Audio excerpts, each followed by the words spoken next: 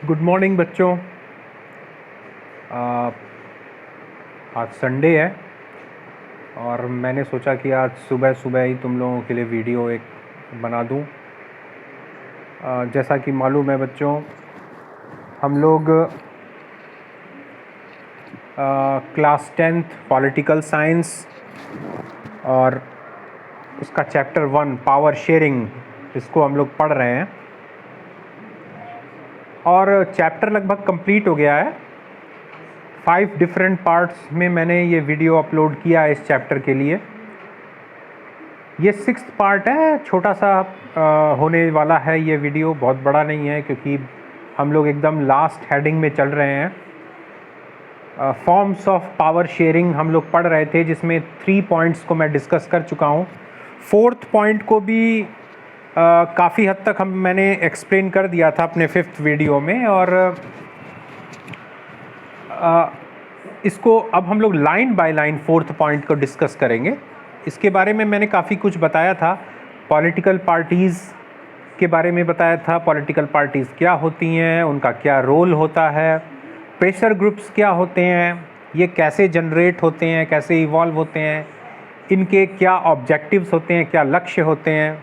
लक्ष्य के पूरे होने के बाद 2 काम होता है, या तो वो डिस्पर्स हो जाता है, प्रेशर ग्रुप समाप्त हो जाता है, लेकिन कभी कभी ये प्रेशर ग्रुप पॉलिटिकल पार्टी में चेंज हो जाता है। जैसे कि मैंने तुम लोगों को बताया, एग्जांपल दिया था कल के वीडियो में, झारखंड मुक्ति मोर्चा झामुमो जो है, ये एक प्रेशर ग्रुप था।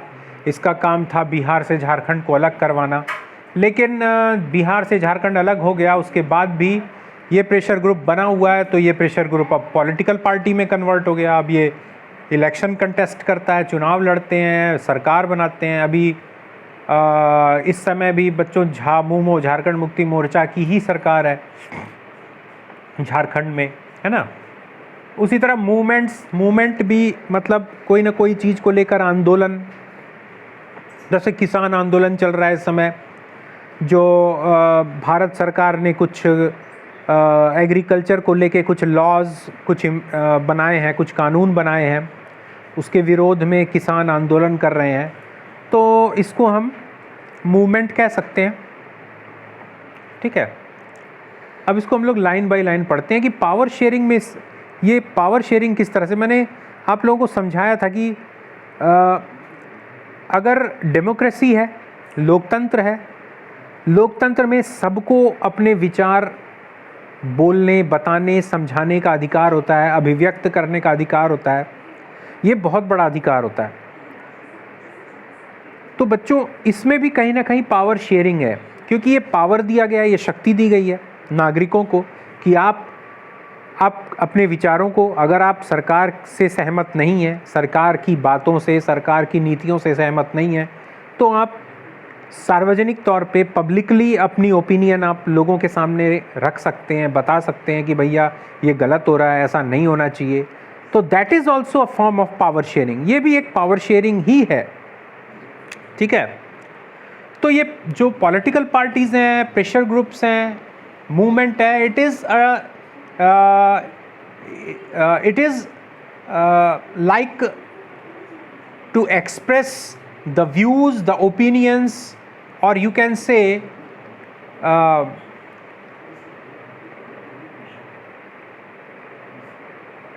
it is a form of power sharing. ये पावर शेयरिंग का ही एक प्रकार है, ठीक है। अब इसको पढ़ते हैं हम लोग line by line. Power sharing arrangement can also be seen in the way political parties, pressure groups and movements control or influence those in power. ये जो पॉलिटिकल पार्टीज़ होती हैं, प्रेशर ग्रुप होते हैं, मूवमेंट होते हैं, ये क्या करते हैं? ये उन लोगों को नियंत्रित करते हैं जो लोग पावर में हैं, यानी जो शासन कर रहे हैं, रूल कर रहे हैं, उनको उनके ऊपर नियंत्रण का काम करते हैं, ब्रेक लगाने का काम करते हैं, क्लच का काम करते हैं, गियर का काम करते हैं, है ना। ब्रेक कि भैया रोकने का काम, आप गलत कर रहे हो तो हम आपको रोकेंगे।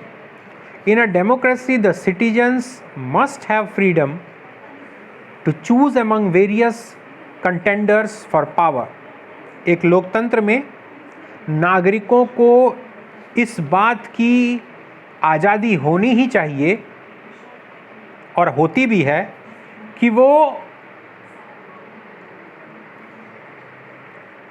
चुनाव कर सकें, है ना, ऐसे लोगों के बीच में से चुन सकें। बहुत सारे प्रतिद्वंदी हैं, बहुत सारे लोग हैं, उनमें से चुन सकें कि पावर या शक्ति किसको दी जाए।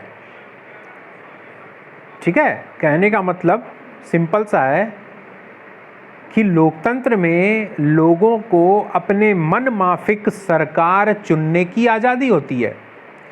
इन contemporary democracies, this takes the form of competition among different parties. समकालीन लोकतांत्रिक देशों में या लोकतांत्रिक व्यवस्थाओं में विभिन्न राजनीतिक दलों के बीच में प्रतियोगिता होती है। एक हार और जीत की होड़ होती है।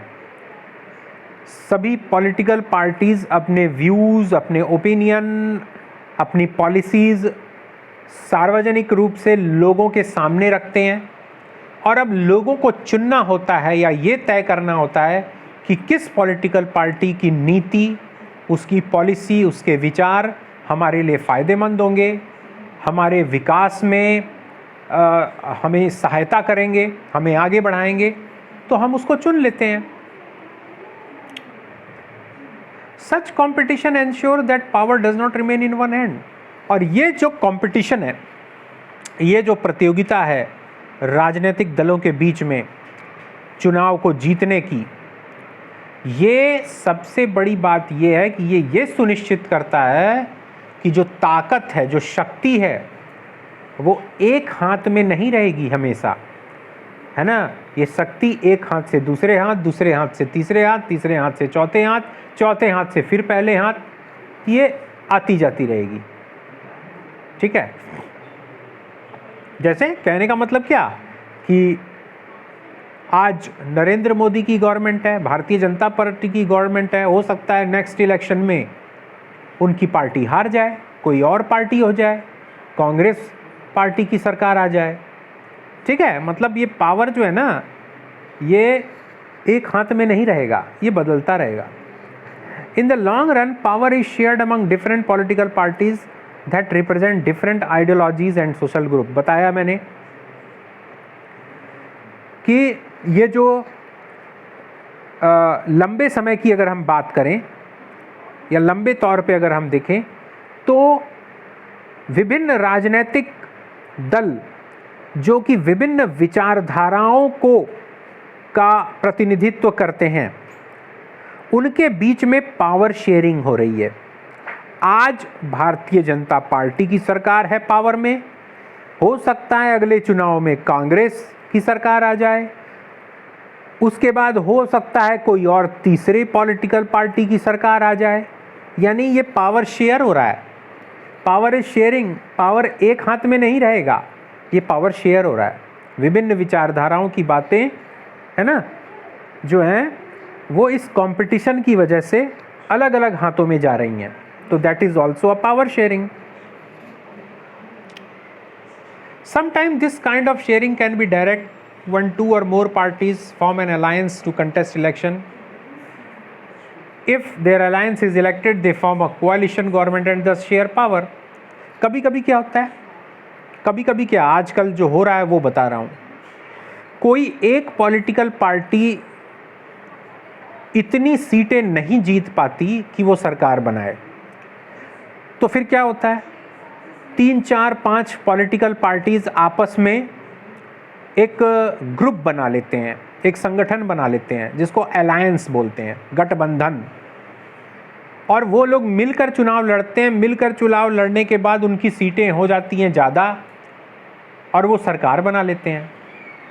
तो मिल करके एक सरकार बनाते हैं जिसको कोएलिशन गवर्नमेंट बोलते हैं, यानी गठबंधन की सरकार। यानी एक पॉलिटिकल पार्टी उसमें नहीं रहेगी, उसमें 4-5 पॉलिटिकल पार्टीज होती हैं, उनके मेंबर्स आपस में मिल करके सरकार बनाते हैं। तो ये भी एक पावर शेयरिंग है बच्चों। इसमें कोई एक पॉलिटिकल पार्टी अपनी मनमानी नहीं कर पाएगी, है ना। उनको उस चारों पांचों पॉलिटिकल पार्टीज को आपस में मिल करके बातचीत कर करके समझौता कर करके आगे चलना होगा, सरकार चलानी होगी। तो that is also a coalition government is a good example of power sharing, ठीक है। In a democracy, we find interest groups such as those of traders, businessmen, industrialists, farmers and industrial. एक डेमोक्रेसी में, एक लोकतंत्र में विभिन्न हित समूह होते हैं। हित समूह जैसे व्यापारियों का अलग संगठन होता है, बिजनेसमैन जो होते हैं उनका अलग, उद्योगपतियों का अलग संगठन होता है, फार्मर किसानों के अलग अपना यूनियन और संगठन होता है, ठीक है। मजदूर, फैक्ट्रियों में काम करने वाले जो श्रमिक होते हैं मजदूर, उनका अलग संगठन होता है, यूनियन होता है।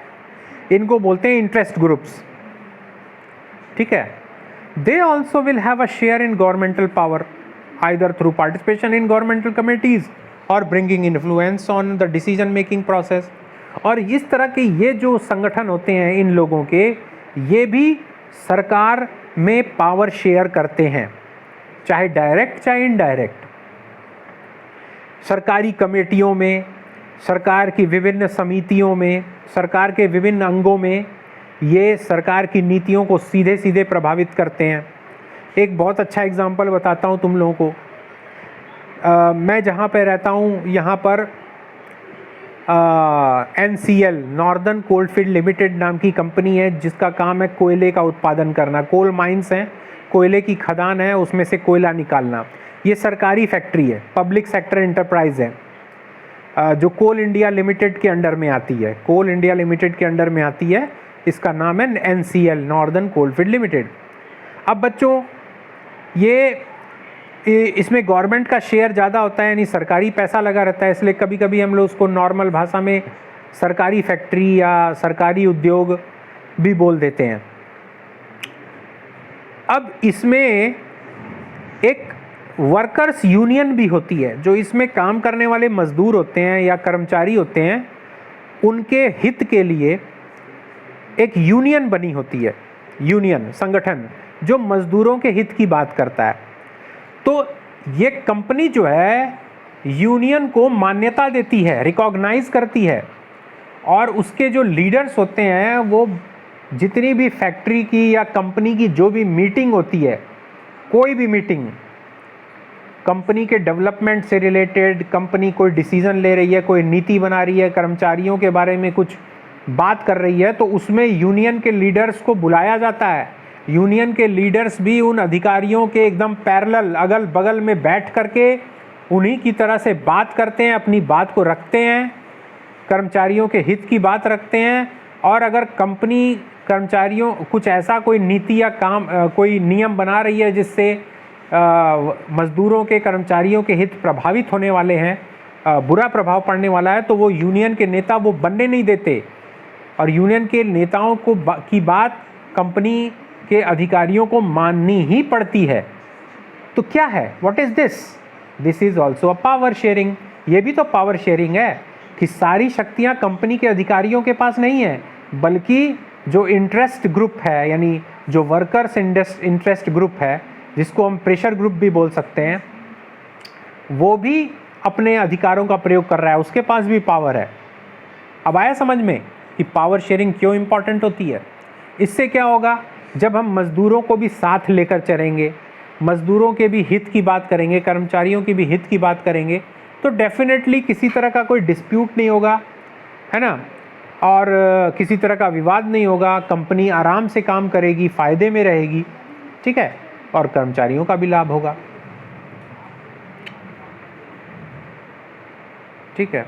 In unit 3 we shall study the working of political parties, pressure group and social. मतलब इसी आगे मैं, और जब हम लोग आगे बढ़ेंगे इस पॉलिटिकल साइंस में, तो इसको हम डिटेल में पढ़ेंगे। पॉलिटिकल पार्टीज़ का क्या रोल होता है, प्रेशर ग्रुप क्या होते हैं, उनका क्या रोल होता है, और जो सोशल मूवमेंट्स होते हैं वो क्या होते हैं, कैसे होते हैं, इनके बारे में एक अलग चैप्टर ही है, ठीक है बच्चों। इस तरह से मुझे लगता है कि ये चैप्टर हम लोगों ने पढ़ लिया है, समाप्त हो गया है, और कोई भी प्रॉब्लम हो, किसी पर्टिकुलर टॉपिक से रिलेटेड कोई प्रॉब्लम हो तो बच्चों तुम अपना कमेंट करके मुझे बताना, है ना। कमेंट ज़रूर करना, बताना ज़रूर कि क्या है ना। मैं ये नहीं कह रहा कि मुझे बहुत अच्छा आप बोलो कि मैं बहुत अच्छा सर ने पढ़ाया, ऐसा वैसा नहीं।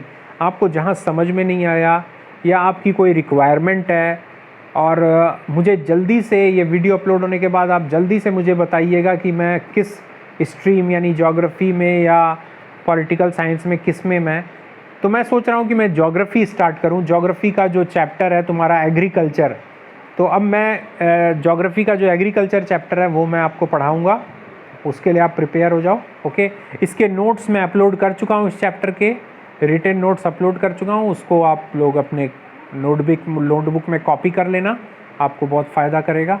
ओके बच्चों, थैंक यू।